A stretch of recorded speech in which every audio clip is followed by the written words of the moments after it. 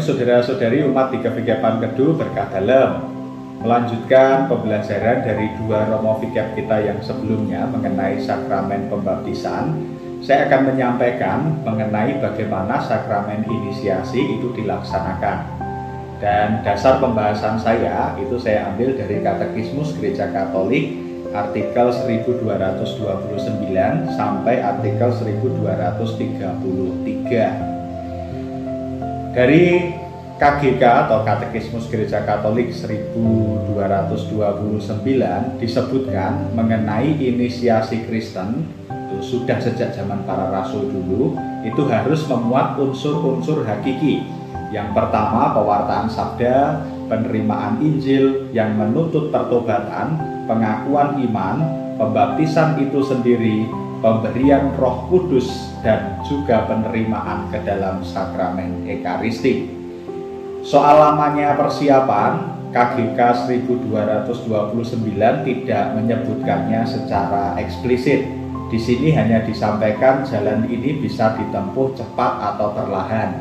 Yang penting adalah unsur-unsur yang tadi saya sebutkan itu ada dan dijalankan dengan baik. Selanjutnya dari KGK 1230 disampaikan bahwa dalam perkembangan waktu pelaksanaan inisiasi bisa disesuaikan dengan kondisi-kondisi, bahkan bisa juga dijalankan secara berbeda sesuai dengan tradisi-tradisi yang ada di tempat-tempat misi. Misalnya pada abad-abad pertama gereja, inisiasi Kristen itu dijalankan dalam waktu yang sangat lama untuk masa-masa katekumenatnya. Ada juga persiapan liturgis hingga akhirnya sampai pada perayaan sakramen-sakramen inisiasi. Saya masuk ke Katekismus Gereja Katolik artikel 1231 yang menyampaikan mengenai pembaptisan bayi. Dikatakan bahwa perayaan pembaptisan bayi itu bisa dipersingkat menjadi satu upacara. Unsur-unsur yang tadi saya sebut dari KGK 1229 itu memang tidak harus dipenuhi dulu. Yang penting adalah anak itu dibaptis dulu. Ya, dibaptis dulu, tidak perlu melalui persiapan-persiapan sebelumnya. Hanya saja KGK 1231 menekankan adanya pendampingan sesudah pembaptisan. Jadi bukan berarti unsur-unsur tadi ditiadakan. Baptis dulu tidak apa-apa, hanya lalu akhirnya unsur-unsur yang saya sebut di awal tadi itu baru diberikan sesudah pembaptisan. Jadi anak mulai didampingi tidak hanya soal pengajarannya saja, tetapi juga soal pengembangan pribadi beriman orang yang sudah dibaptis.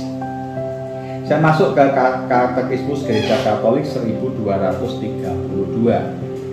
Di sini disampaikan bahwa Konsili Vatikan Kedua itu memperbolehkan supaya daerah-daerah misi itu juga memasukkan unsur-unsur inisiasi yang terdapat sebagai kebiasaan-kebiasaan pada masing-masing bangsa sejauh itu dapat disesuaikan dengan upacara Kristiani.